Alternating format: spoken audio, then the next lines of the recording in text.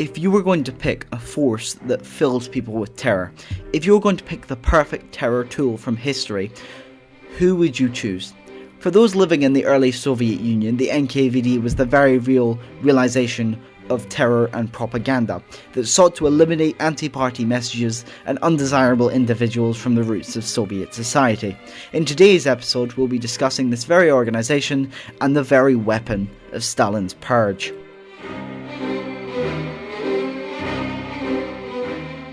The People's Commissariat for Internal Affairs, or the Narodny Commissariat Внутренних Дел, was officially reformed into existence once again on the 10th of July 1934 under the guidance of Joseph Stalin.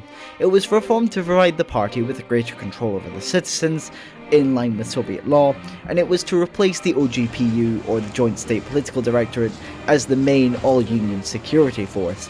Although administratively linked to the 1930s, the police and the GUGV, OGPU or the NKVD were supposed to have different functions. The police were charged to fight crime and maintain social order, whereas the security forces were meant to protect the Soviet state and its leaders from the country's political enemies.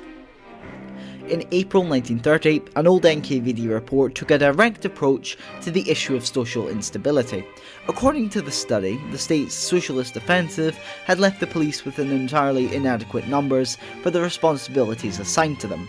Now, the most notable mass operations of the NKVD was the dekulakization of the nation, which saw roughly 500,000 individuals perish. This caused something of a rift in the party. While many agreed it was a good thing, there were a few who were a bit harsher about how it was done. In 1937, there was a mass meeting of many top Communist Party officials and security members, in which Nikolai Yezhov would indict the NKVD, and in particular the Commissariat General-History, with having failed to protect the party and the country from the threat of political sabotage by opposition organisations inside the country and enemy intelligence services working from outside the Soviet Union. In particular, Yezhov cites statistics from arrests made in 1935 and 1936, and it should be noted that a significant number of these arrests were not connected to the purpose of the NKVD. Yezhov specifically tailored his speech to discredit Yagoda, who many in the party just simply didn't like. He was a brutalist, and he was, quite frankly, a bit of a dick. Now, to justify the NKVD's purge that was already going on by 1936. Now, eventually Yagoda was probably taken out to a courtyard and shot.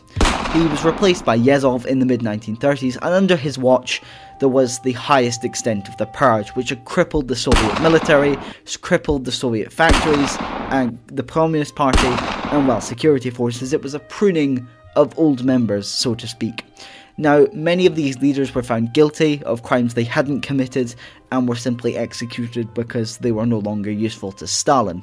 In the years between 1937 and 1938 alone, at least 1.3 million people were arrested, and about 681,000 were executed for crimes against the state, and the Gulag population swelled by over 500,000 under Yezhov, nearly tripling in size in just 2 years, with at least 140,000 of these prisoners, and likely more, dying of malnutrition, exhaustion, and well, the freezing cold elements of Siberia.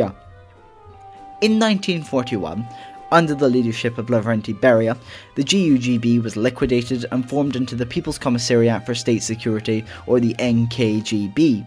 This department was, well, renamed to directorates, aka foreign departments would be renamed to the Foreign Directorate, and after the German invasion of the Soviet Union in June 1941, the NKGB U.S.S.R. was abolished, and on the 20th July, its assets became a part of the NKVD, after which the Directorate of Special Departments were formed into the SMERSH, and after the war, the NKVD was once again shrunk down in size and its departments opened back up into the NKGB. Now, in 1946, well, all commissariats became ministries, and thus the NKGB was renamed to the Ministry of State Security, or the MJB, and the People's Commissariat for Internal Affairs, the NKVD of the U.S.S.R, became the Minister for Internal Affairs of the NKVD. Eventually, Lavrenti Beria himself was also dragged out into a courtyard and shot, as was Yezhov.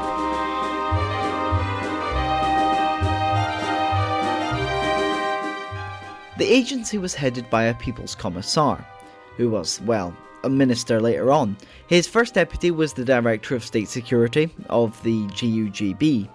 Now, between 1934 and 1936, Genrikh Yagoda held both of these positions. Between 1936 and 1938, Nikolai Yezhov was the People's Commissar of the Interior, with his secretaries being between 1936 and 1937, Yakov Agranov, between 1937 and 1938, Mikhail Finkovsky, and in 1938 it was Lavrenti Beria.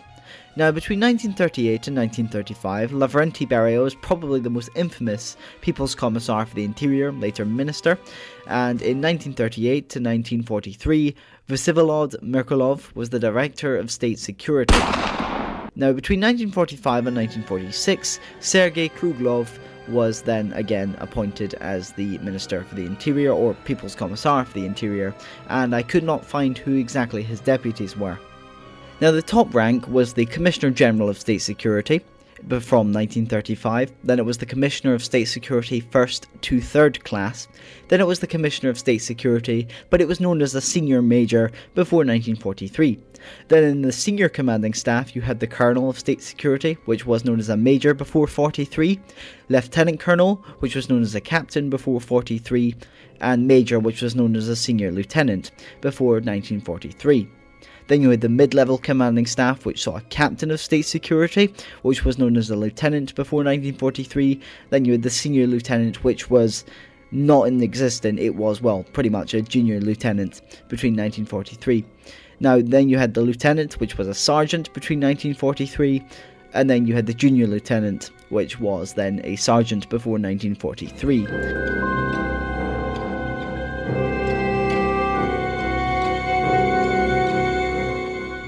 So the N.K.V.D. were known for their rather brutalistic operations. They were responsible for managing the Gulag hard labour camp system, which saw millions of people pass through their gates and, well, simply never return. These people were labelled as the enemies of the state and of the Communist Party, and thus were treated like animals. These people were usually convicted by troikas or other special courts, and use of physical means of persuasion, which is a fancy way of saying torture, was sanctioned by special decree of the state, which opened the door to numerous abuses documented in recollections of the victims and officers of the N.K.V.D. themselves. Hundreds of mass graves resulting from such operations were later discovered throughout Russia and the former U.S.S.R, and these operations were known by names such as orders, such as Order 00447 or the Doctor's Plot, signed by Commissariat of the N.K.V.D. or, well, specific party members. During the 1930s, the N.K.V.D. was responsible for political murders of those Stalin believed to have opposed him. Espionage networks headed by experienced multilingual N.K.V.D. officers such as Pavel Sudoplatov and Isaac Akhmerov were basically established in every major Western country, including the United States. The N.K.V.D. then recruited agents for its espionage efforts from all walks of life, whether you were unemployed, an intellectual, or an aristocrat. Besides the gathering of intelligence, they would also perform wet operations. Now, this was pretty much making people disappear. Assassinations, to put it, well, simply. Some of these notable assassinations include Leon Trotsky, Noé Ramishvili, and Yevgeny Miller. In the Second World War, the N.K.V.D. would act as a backline for prisoner of war camps or for desertion from the Red Army, Air Force, or the Navy. This acted as something of a horrendous reminder of the treatment you would face should you surrender, retreat, or, well, just be a coward. Notably, N.K.V.D. divisions were sometimes used at the front, for example during Battle of Stalingrad and Crimean Offensive, to stem desertions under Stalin's Order No. 270 or Order No. 227, decrees of 1941 and 1942, which aimed to basically raise troop morale through brutality and coercion. They would also be instrumental in putting down the Ukrainian insurgent army and the Forest Brothers of the Baltic regions. The Soviet economy and development of rural areas were also significantly impacted by the widespread system of labour exploitation in the Gulag system. Among the very first regulations pertaining to Soviet labour camps, well, their aims were clear for colonisation of Siberia, the far north and the far east. The Soviet planned economy included mining, forestry, building roads, railroads, canals, dams, factories, etc., and other labour camp activities. After the death of Stalin, the position falls to, well, Nikita Khrushchev, and he would be far more unforgiving to the N.K.V.D. and the security forces in general.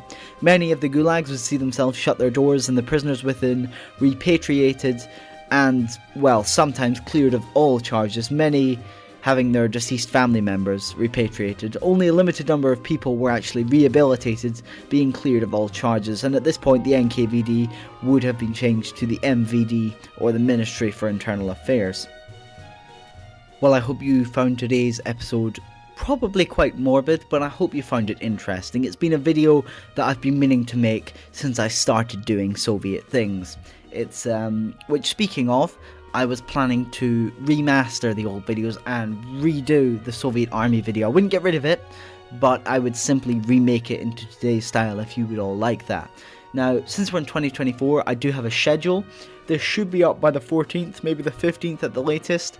And, well, you know, it's, I do have plans for this year for the channel, and hopefully we can really push this channel to get to maybe 2,000 subscribers, because we've done so well in the last year. We hit 1,000, we've gained nearly 500 subscribers in 1 year, and honestly I can't thank you guys enough for all of that. And those who make it to this very end, thank you so much. And with that, for the first video of 2024, do svidaniya.